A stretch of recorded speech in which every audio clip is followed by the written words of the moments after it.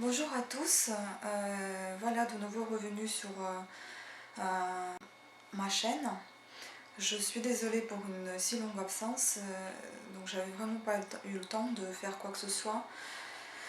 Donc maintenant j'ai décidé de me reprendre à main et je vais à nouveau étudier les langues, enfin continuer de les étudier, de les apprendre. Et donc pour cela, aujourd'hui j'ai décidé de faire cette vidéo où vous allez m'entendre parler, peut-être pas vraiment parler, mais plutôt lire en différentes langues étrangères.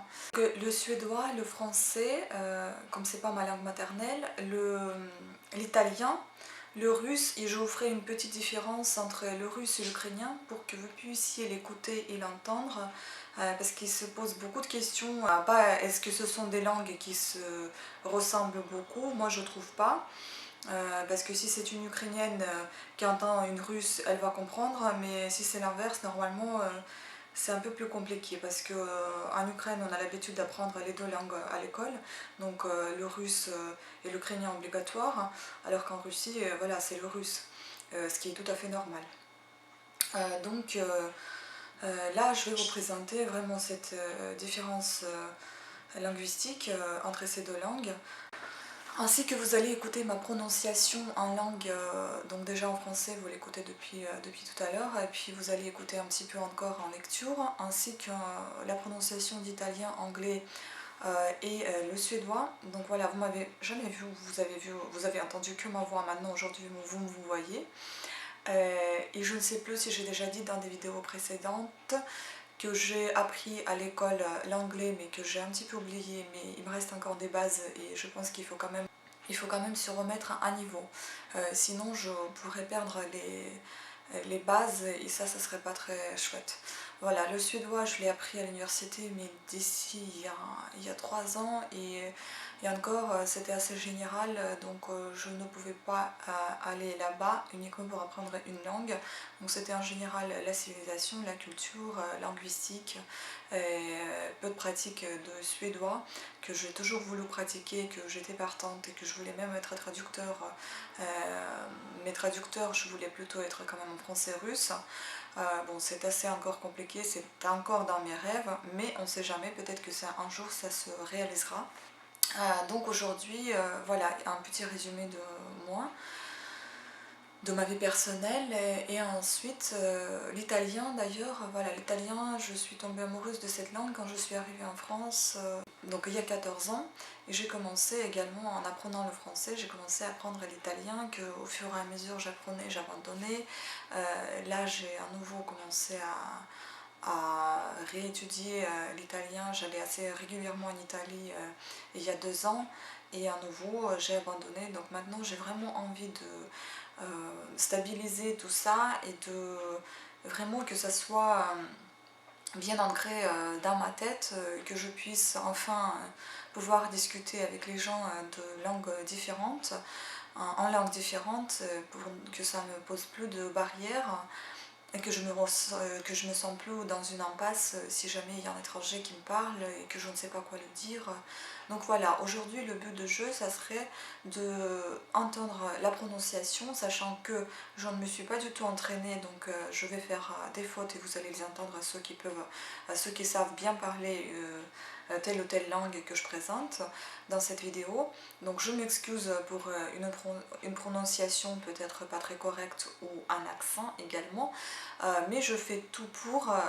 En fait, je voulais enregistrer cette vidéo pour ensuite voir dans des vidéos prochaines comment j'ai évolué en prononciation,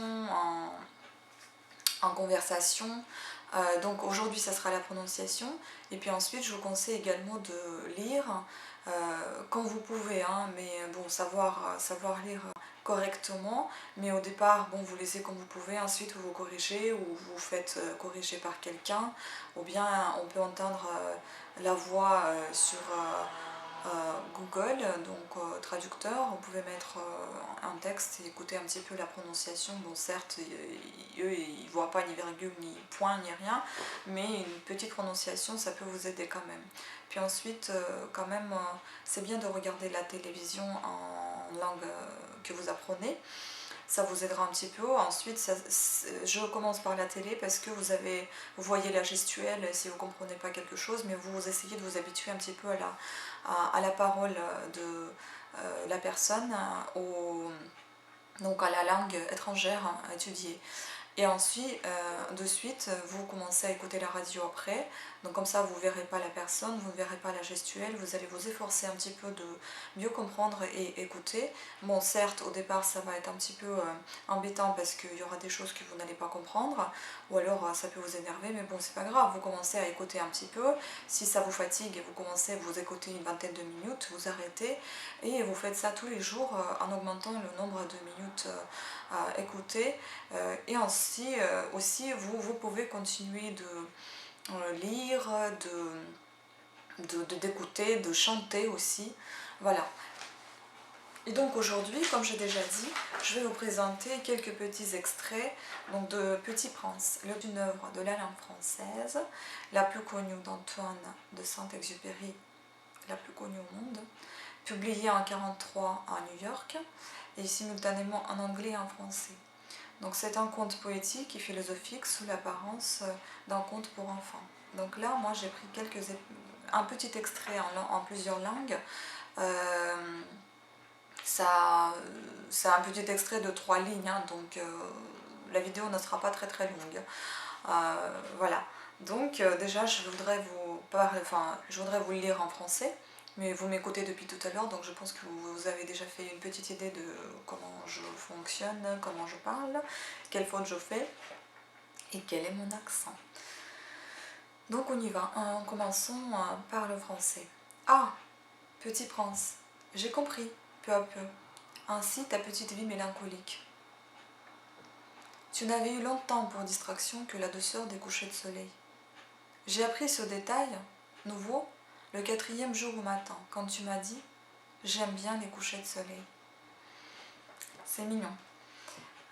Voilà, maintenant je vais vous lire en ma langue maternelle, donc le russe. О, маленький принц, понемногу я понял также, как печально и однообразна была твоя жизнь. Долгое время у тебя было лишь одно развлечение. Ты любовался закатом. Я узнал об этом на утро 4-го дня, когда ты сказал «Я очень люблю закат». Et puis pour que vous puissiez faire une comparaison entre le russe et l'ukrainien, donc je vais vous lire en ukrainien, ma seconde langue, qui n'est pas ma langue maternelle, mais ma seconde langue que j'ai appris à l'école. Маленький принце, помалу я зрозумів твоє сумне життя. Довгий час ти мав тільки одну розвагу – милувався заходом сонця. Я дізнався про це вранці 4-го дня, коли ти сказав мені «Я дуже люблю захід сонця».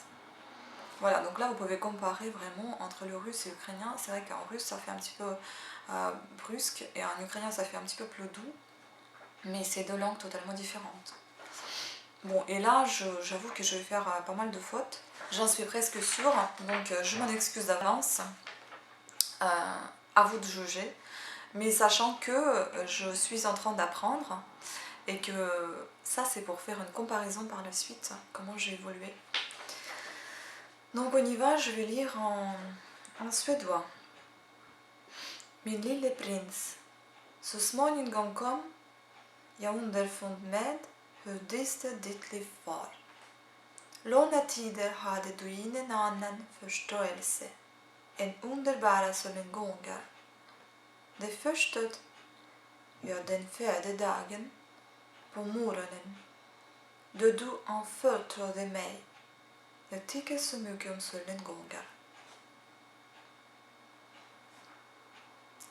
J'avoue que j'ai vraiment oublié le suédois. Bon, en anglais, ma langue d'école. Oh little prince. Bit by bit I came to understand the secrets of your sad little life. For a long time you had found your only entertainment in the quiet pleasure of looking at the sunset. I learned that new day, on the morning of the 4th day, when you said to me, I am very fond of sunsets. Voilà. Et le troisième, donc l'une de mes langues préférées actuellement, donc c'est l'italien, l'une de mes langues adorées. Oh piccolo principe, ho capito a poco la tua piccola vita malinconica. Per molto tempo tu non avevi avuto per distrazione che la dolcezza dei tramonti. Ho appreso questo nuovo particolare il 4 giorno. Al mattino, quando mi hai detto, mi piacciono tanto i tramonti. Donc voilà, ça sera fini, ça sera tout pour aujourd'hui. Donc c'était le but de vous présenter un petit peu ma prononciation. Là vous avez pu l'entendre et maintenant si vous avez des commentaires à mettre sous cette vidéo, je les lirai avec plaisir. Si vous avez des conseils à me donner comment améliorer l'apprentissage des langues, je suis preneuse également. J'essaie de montrer sur ma chaîne ma méthode d'apprentissage qui n'est pas du tout professionnelle mais uniquement personnelle, ma méthode à moi. Je ne suis pas une enseignante mais je vous présente ce que je fais, comment je fonctionne moi et comment je pense apprendre et évoluer dans mon apprentissage. Voilà, donc je vous souhaite à toutes et à tous un bon courage dans votre apprentissage des langues. Je pense que quand on veut, on peut. Donc tout le monde réussira dans ce qu'il veut réussir. Et j'espère parler bientôt toutes ces merveilleuses langues que je suis en train d'apprendre. Merci, à très bientôt. Merci de votre attention.